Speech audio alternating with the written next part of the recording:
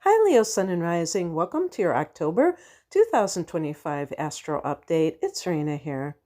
So, for the first 3 weeks of the month, the Sun is in Libra, and that's a friendly angle to you coming from your third house, which is a very lively place of communication, of teaching things to people, of learning things from people, like skills and things like that, and also any kind of writing, other forms of communication that you are doing in the world. And Mars is in Scorpio all month long. Mars is your fourth house of home and family. So you could be renovating your home. There could be some kind of conflict with either one of your parents that needs to be resolved. There could also be more activity with one of your parents at this time. If you're selling your home, you might be more actively, trying to get everything ready and showing it. And so Mars can be like activity, energy poured into something. On the 6th, Mercury goes into this fourth house. So Mercury can be sales, documents, communication, maybe with realtors, maybe with your parents. Thinking about the past. Definitely, the fourth house is the childhood. So there could definitely be some things that are coming up for you. Like, let's say let's say your mom is selling your childhood home and you're helping her, to get everything ready. And that triggers these memories of what it was like, be it good, bad, or indifferent. So that can be very emotional because this is a water house and the past is definitely, and it's in Scorpio, another water sign. This is the domain of Cancer, the fourth house, which is very nostalgic. On the same day, the 6th, there's a full moon in fellow fire sign Aries at 14 degrees of Aries. Aries is the sign right before yours, so this is going to be in the fire house of Sagittarius, the ninth house, this full moon, which could bring closure in areas like university matters, or like if you have been a professor and you're retiring, if you have been a student and you are graduating. I know it'd be kind of weird to graduate in October, but nowadays there are, or maybe dropping out of college, you decide it's not for you. One thing to note is that this is a general reading. So for some of you, maybe this is in your 8th house, and this is more like inheritances and things like that, which would go along with the 4th house activity. So it might be there, and that would be like secrets coming out.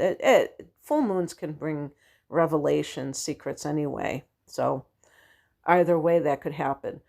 On the 13th, we have Venus going into Libra. And this is another sextile, just like the one in, wait a minute, what was I talking about? I was mentioning a sextile before. Was I talking about Libra? Yeah, the sun. The sun in Libra. I was like, what? Because I have a list of everything that I'm looking at, and I didn't put down the sun. So, yeah, so on the 13th, Venus joins the sun in that third house. And this Venus can be about money. By the way, what that means is that for the first almost 2 weeks of the month, you have Venus in its own domain, the second house of earned income, and that's really good for attracting money. So then it goes to the third house, and that is great for making money off of writing, the internet, things like that. You could meet someone. You could be doing internet dating. The third house is like social media, so love through that. And on the same day, Pluto goes direct at 1 degree of Aquarius. Aquarius is your opposite sign, Leo. So um, you have had Pluto enter that sector, which is kind of interesting. And maybe if you have had any kind of, if you're married or the equivalent, and you have had any kind of issues in your marriage in recent months, you might be looking at your place in things like, and this can go both ways. For instance, if somebody has an overbearing partner, maybe they ask themselves, how have I, contributed to allowing this person to kind of run roughshod all over me? Have I had boundaries? Maybe this person just felt like, hey, this is okay to this person to do this.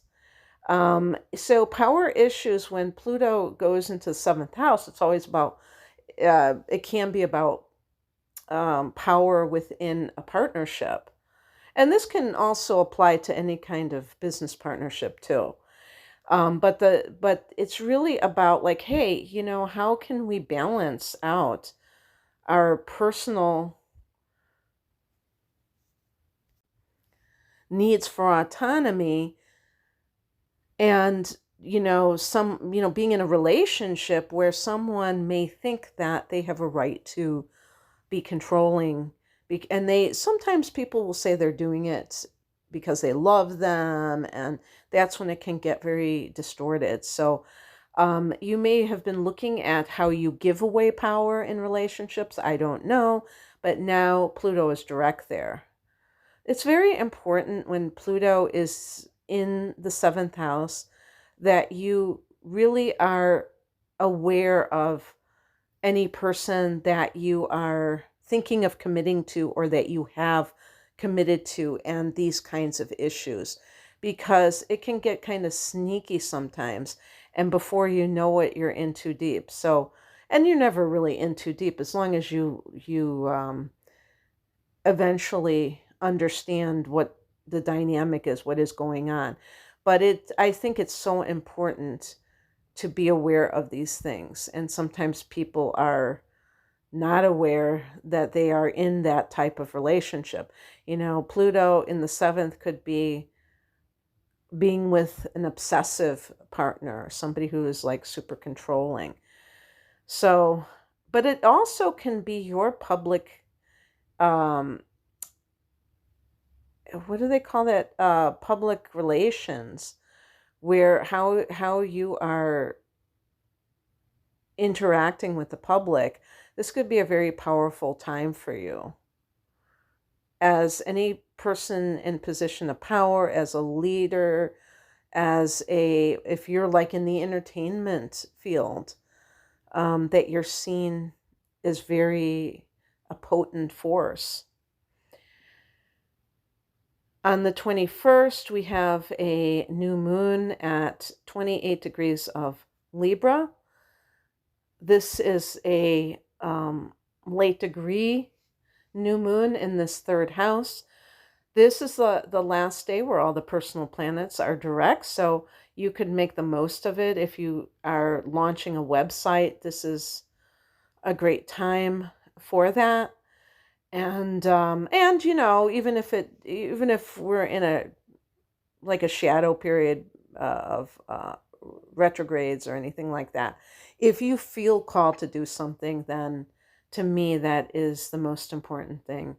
But yeah, any kind of new beginning involving, learning something new, or maybe you start like a tutoring business or something along those lines. Who knows? You start writing a book.